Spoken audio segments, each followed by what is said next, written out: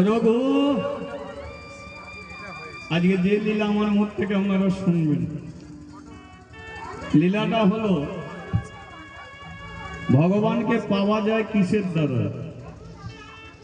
কিসের দ্বারা আপনি পাবেন?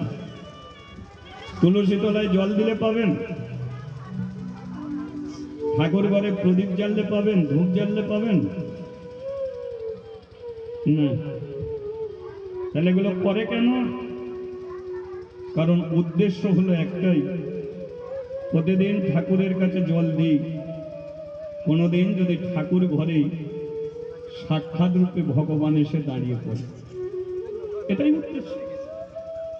তুলসী তলায় জল দিই, কোনোদিন যদি তুলসী তলাতেই সাক্ষাৎ ভগবানের দেখা পাওয়া যায়, এটা উদ্দেশ্য। মালা পরেছে, তিলক সেবা করেছে, হাতে নামের ঝোলা নিয়ে পরম বৈষ্ণব হয়েছে, রাস্তাঘাটে যাচ্ছে, হরিনাম করতে করতে যাচ্ছে, তার ইচ্ছা কি কোনোদিন রাস্তার মাঝখানেই হয়তো বৈষ্ণব রূপে ভগবান এসে দাঁড়িয়ে বলবে জয় নিতাই, আমিও হাত তুলে বলবো জয় নিতাই। তাহলে এগুলো একটা উদ্দেশ্য। মালা পরেছে, তিলক, এর জন্য ভগবান নয়। এই মালাতে কি কাজ করে? ভগবানকে পাওয়ার রাস্তা তৈরি করে। ভেতরে যে ময়লা আছে, ময়লাগুলোকে দূর করে আপনাকে ভক্তি জন্মগ্রহণ করা। ভক্তি, এই মালার কাজ হলো এটা। তার উদাহরণ কি? দেখবেন কোন ছেলে চায়ের দোকানে বসে এমন সাজিয়ে সাজিয়ে মিথ্যে কথা বলবে, মিথ্যে কথা বলে বলে 4-5 কাপ চা খেয়ে পালিয়ে যাবে, পয়সা দেবে না। এমন ভট্টমটি মানুষ আছে তো নেই?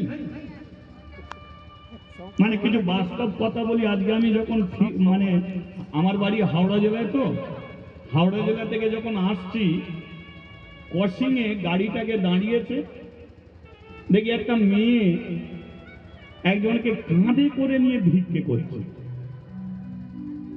গাড়িটা দাঁড়াতেই ভিক্ষে চাইছে। আমি বলি, মা এটা কে? না, আমার স্বামী। এর পা কেটে গেছে, কি করব, ফেলে তো দিতে পারিনি, কাঁধে করে নিয়ে ভিক্ষে করছি। আচ্ছা বলো তো, বাংলার বুকে এখনো এমন মেয়ে আছে যে স্বামী মরে গেছে বলে কাঁধে করে নিয়ে ভিক্ষে করছে?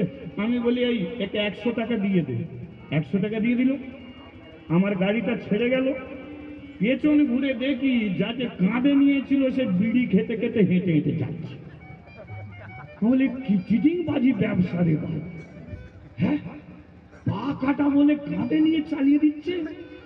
তাহলে এমন কিছু মানুষ আছে যারা মিথ্যে কথা বলে বলে, চিটিংবাজি করে করে 4-5 কাপ চা খেয়ে চলে যায়। তাদের ধরে করে একটা মোটা মালা পরিয়ে দেবে, একটা মোটা তুলসী কাঠের মালা পরিয়ে দাও, তিলক সেবা করিয়ে দাও। মিথ্যে কথা বলতে তার বুক কাঁপবে। তখনই সে ভাববে, আর মিথ্যে কথা বলে চা খাবো না, তাতে 1 কাপই খাবো, তো পয়সা দিয়ে খাবো। এটা হচ্ছে মালার কাজ, এটা হচ্ছে তিলক সেবার কাজ। মায়ের পেট থেকে বেরিয়ে কেউ বৈষ্ণব হয়নি, মায়ের পেট থেকে বেরিয়ে কেউ মালা করেনি, তিলক সেবা করেনি। এই হরিনাম শুনতে শুনতে তাদের জীবনে চেতনা জেগেছে, তারাই মালা পরেছে, তিলক সেবা করেছে, তারাই নবদ্বীপ বৃন্দাবনে গিয়ে হা রাধে হা গৌর বলে গড়াগড়ি হরিবল হরিবল তারাই করেছে। শুধু তাই নয়, এ মালা মহাপ্রভু দিয়ে গেছেন, অনেক কাজ আছে, অনেক। কোন ছেলে যদি মালা পরে তিলক সেবা করে আমেরিকায় চলে যায়, জাপান জার্মান চলে যায়, ফ্রান্স ইটালি চলে যায়, মালা তিলক সেবা করে নামের ঝোলা নিয়ে আমেরিকায় গেছে। বলো তো, আমেরিকার মানুষ তাকে মুসলিম বলবে, খ্রিস্টান বলবে, ইহুদি বলবে, চাইনা বলবে? তার একটাই পরিচয় হবে, এ ভারতবর্ষের হিন্দু সনাতন ধর্মের মানুষ, এদের প্রাণের ভগবান হলো শ্রী গৌরাঙ্গ মহাপ্রভু। মালা তিলকে সমগ্র ওয়ার্ল্ডে তোমার পরিচয় হয়ে যাবে, তুমি হিন্দু, তুমি সনাতনী, তুমি একজন ধর্মের মতে মানুষ, তুমি ভগবানকে বিশ্বাস করা তুমি একজন মানুষ। এটাই হয় তার পরিচয়। সেই জন্য এই মালা তিলকের পাওয়ারকে বুঝে নিতে হয়। মাথায় সিঁদুর থাকলে যেমন স্বামী চেনা যায়, তদ্রূপ কারো কণ্ঠে একটা মালা থাকলে সে ভগবানের ভক্ত বলে সমাজের বুকে পরিচিত হয়, কিন্তু এতে ভগবান নয়। ভগবানকে পেতে গেলে চাই ভক্তি, ভালোবাসা আর মধুর কৃষ্ণ প্রেম। ভক্তি যা ভগবান তার, ভক্তি নেই যা ভগবানও নেই তার। কাশী ধামের একটি ছেলে যে কাশীর ঘাটে বসে শুধু হাতে তালি দিয়ে হরিনাম করত, আর সেই ছেলেটাই সাক্ষাৎ রূপে জগন্নাথকে দর্শন করেছে। সাক্ষাৎ রূপে জগন্নাথকে দর্শন করলো। আচ্ছা বলুন তো, সমগ্র পৃথিবীতে যত ভগবান আছে, জ্যান্ত ভগবান কোথায় আছে? জীবিত ভগবান একমাত্র জগন্নাথ ধাম। তার প্রমাণটা কি? কেউ যদি জগন্নাথ ধামে যায়, ওখানে ভাত হয় কি করে জানেন? হাঁড়ির উপরে হাঁড়ি, হাঁড়ির উপরে হাঁড়ি, হাঁড়ির উপরে হাঁড়ি বসিয়ে নিচে আগুন দেয়। কোন হাঁড়ির ভাত আগে হয়? উপরেরটা আগে হয় কি, তাই তো? আচ্ছা, এদের ঘরে চাল জল যদি কিনে দিই, এরা পারবে?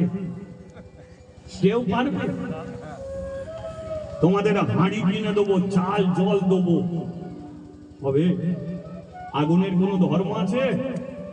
আগুন যেখানেই লাগাবে সেখানেই পুড়বে। তাহলে নিচে আগুন দিচ্ছে, ওপরের হাঁড়ির ভাত হয় কি করে? তাহলে আগুনের ধর্মকেও মহাপ্রভু বলে রেখেছে, ওরে এ ভাত আমি সেবা করব, নিজের মসজিদে আমি ভাত ফুটিয়ে নেব, তুই যতই নিচে আগুন দিস আমি ওপরের ভাত ফোটাবই ফোটাবো। জ্যান্ত ভগবান আপনি ওখানেই পেয়ে যাবেন। আর এই ভগবানকে পেতে গেলে আপনাকে শুধু ভক্তি। কাশী ধামের একটি ছেলে যার নাম হলো রঘুনাথ। কি বললাম মা? রঘুনাথ। এই রঘুনাথ কোনোদিন ঠাকুর ঘরে যায়নি, প্রদীপ জ্বালেনি, ধূপ জ্বালেনি, শুধু কাশীর ঘাটে বসে হাতে তালি দিয়ে হরিনাম করত, আর এরই দ্বারাতে সাক্ষাৎ রূপে জগন্নাথকে দর্শন করেছে। তাই আসুন আজ আমরা ছোট্ট করে একটু জগন্নাথ লীলা দর্শন করি। রঘুনাথের জগন্নাথ দর্শন। ঠিক আছে, আমি বলতে থাকবো, আপনারা শুনতে থাকবেন। তার আগে একবার বলিয়ে জগন্নাথ দেব কি, বলরাম জিউ কি, সুভদ্রা মাই জি কি। আর একটু মহামন্ত্র নাম করা যাবে কি? করা যাবে? বল রাধা